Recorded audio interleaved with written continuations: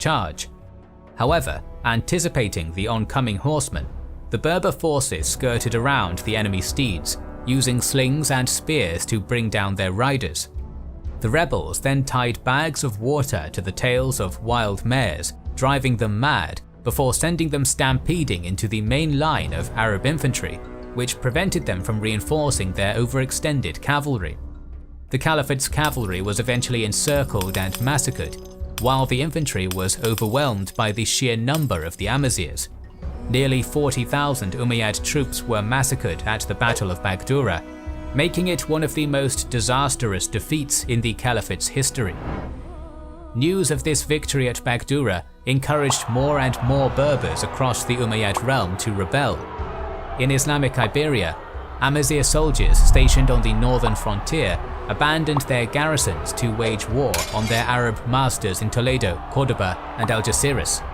This revolt was eventually crushed, but it did allow King Alfonso I of Asturias to take advantage of the unrest and double the size of his domain, kickstarting one of the earliest stages of the Christian Reconquista.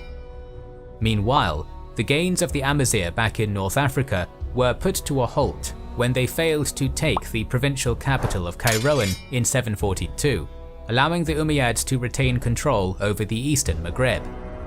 Nevertheless, the Great Amazigh Revolt had secured the freedom of Morocco and its environs. This would be the first time in history that the Caliphate suffered major territorial loss, and the first time that an independent Islamic entity existed outside of the Caliph's authority. The Amazigh people had regained control of their own destiny, forging a patchwork of native emirates in former Umayyad territory. This, however, was only the beginning. In the centuries that followed, the ancient and ambitious tribesmen of North Africa would expand and unite under their own unique brands of Islam, forging some of the most powerful empires in African history. In the second part of our history of the Berbers, we will cover the rise of the mighty Zirid, Almoravid and Almohad dynasties, so make sure you are subscribed and have pressed the bell button to see the next video in the series.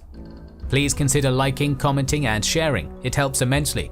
Our videos would be impossible without our kind patrons and YouTube channel members, whose ranks you can join via the links in the description to know our schedule, get early access to our videos, access our Discord and much more.